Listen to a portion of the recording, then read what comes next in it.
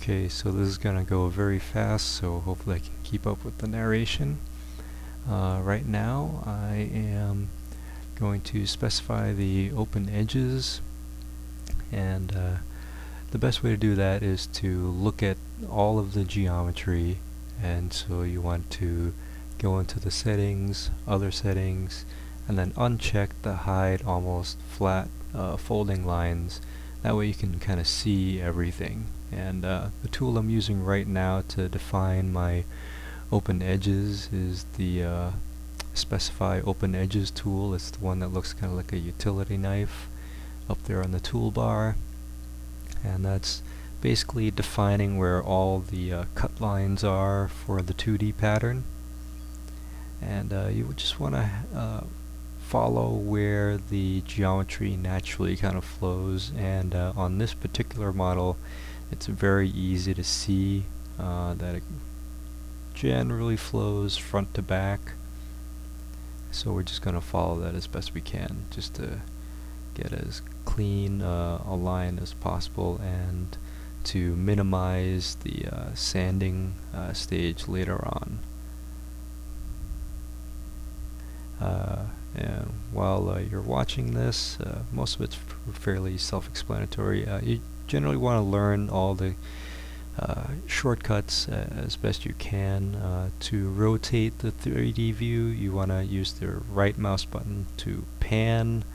You're going to use your middle mouse button to zoom. Just use your scroll wheel. And then the keyboard shortcuts, which you'll get to when this gets unfolded into the 2D view. Control M to move the parts, Control R to rotate them, Control N to join or disjoin faces, where if you make some mistakes at this stage here, you can still define where to break apart the pieces. Another one I use a lot of is Control F to edit the flaps, just to move them, switch which part the flap gets attached to. You'll see that later. Another one I like to use a lot is Control K, check corresponding face, and what that does is it'll allow you to select the part in the 3D view, and it'll highlight which part you're working with on the 2D view. And finally, edge color, Control E, where you can paint the fold lines a certain color. I like to do the valley folds as green, and the mountain folds, just leave them as black. But you can also use the tool to hide fold lines. So if the automatic way, the hide almost flat folding lines option doesn't give you the exact smoothness that you want, don't keep lowering the threshold, because you're going to lose a lot of detail that way. And right now, after it's been unfolded, you can see I've clumped the pieces together really tight, and really that's just so I don't have to pan as far to grab a piece that's like way out of my view.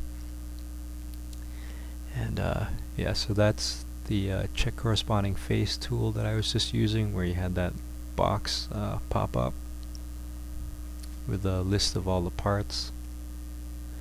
And now I'm just arranging all the flaps on one side. I don't like it when they alternate sides. It just makes it a little harder to glue, in my opinion. And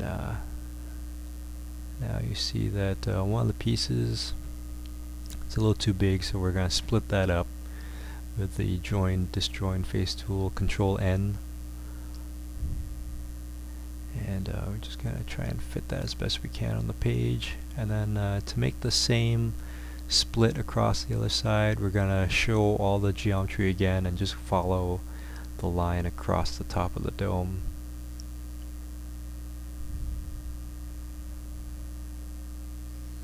And the way I like to arrange my parts is as logically as possible in terms of the actual build.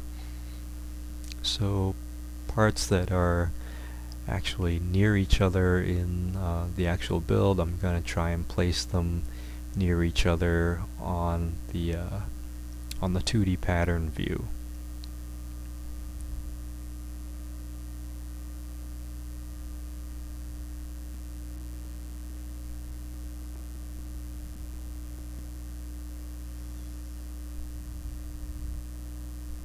And we're just trying to squeeze as much as possible on that page.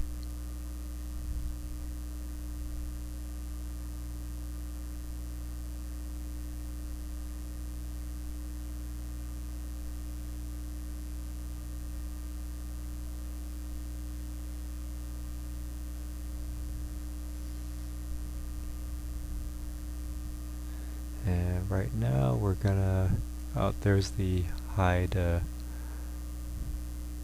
actually no, the edge color tool, where I'm hiding some of the fold lines. And you can see there's actually a couple of fold lines on that piece I just put out there. And pretty soon, yeah, there we go. Erasing the lines manually. It just gives you a lot more control, in my opinion.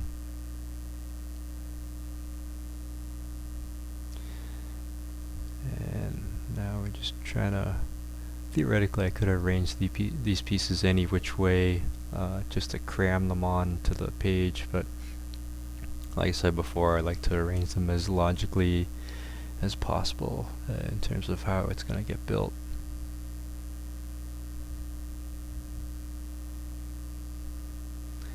And I'm almost at the end of the video, so yeah, I will finish up this unfold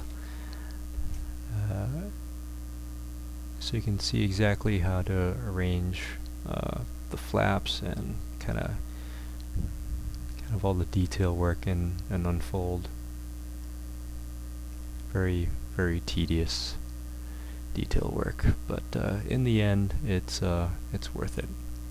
So yeah, stay tuned for part 2 of my Pepakura video tutorial.